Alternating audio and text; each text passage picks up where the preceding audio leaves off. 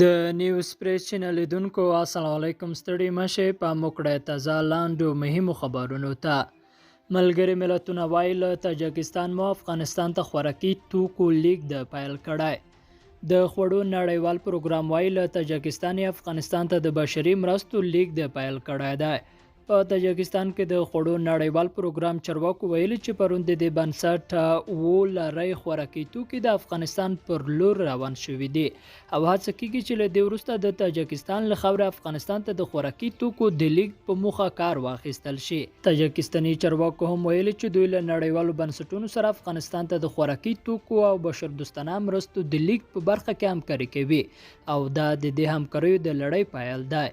د خوړو نړیوال پروګرام تر دې وړاندې ویلي وو له تاجکستان سره یې خبرې پیل کړي څو بشردوستانه مرستې له دې لارې افغانستان ته ولیږدول شي. نړیوال بنسټونه وایي چې د بشردوستانه مرستو په لار کې تر ټولو ستر خنډ د ترانزیتي لارو تړل کېدل او په هوایي ډګرونو کې ستونزې دي. بل ورته قطر کې نن د افغان او امریکایي چارواکو ترمنځ خبرې پیلېږي. د بهرنیو چارو سرپرست وزیر امیر خان متقي به نن د افغانستان لپاره د امریکا له ځانګړي استازي ټام ویسټ او ورسره پلاوي سره په دوحه کې د بشپړو خبرو لړۍ پیل کړې. د امریکا د بهرنیو چارو وزارت تېره اونۍ ویل چې ویسټ به د 2 اونیو لپاره په دوحه کې پاتې شي. امریکایي چارواکو ویلي دي چې له طالبانو سره به د تروریزم پر ضد د مبارزې له افغانستانه د امریکایي وګړو او هغو افغانانو چې ژوند یې هلته تر ګواښ لاندې دی د وتلو د بشري مرستو او د افغانستان د اقتصادي وضعیت په اړه خبرې وشي. طالبانو د دوحې د موافقې پر اساس ژمنه کړې چې د افغانستان په قلمرو کې به تروریستي ډلو ته د فعالیت اجازه نه ورکوي.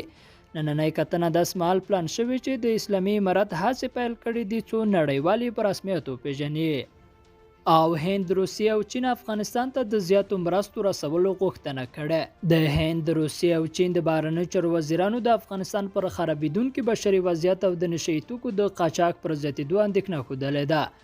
د تیر حکومت له پرځېدو وروسته د نړیوالو د میلیارډونو ډالرو مرستې درېدو افغانستان له اقتصادي بحران سره مخ کړی دی. د هند، روسیې او چین د بهرنیو چارو وزیرانو له خپلې انلاین غونډې وروسته په ګډه اعلامیه کې د افغانستان پر خرابېدونکي بشري وضعیت د اندېښنې د څرګندولو ترڅنګ له افغانستان سره د فوري بشري مرستو غوښتنه وکړه. لیدونکو له غوږ نیونې مننه. ښې چاره.